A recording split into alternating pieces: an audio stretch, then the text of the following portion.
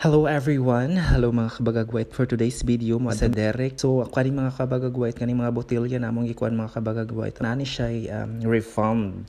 So we called Statihilter.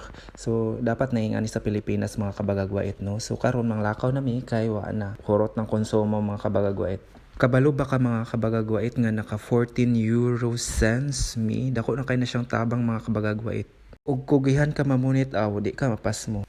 Ug karon magsugod na mi og grocery.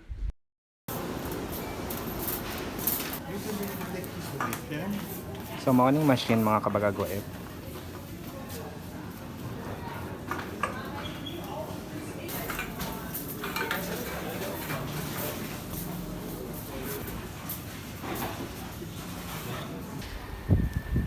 Manguli na may mga kabagagwait kay humana nami og palit.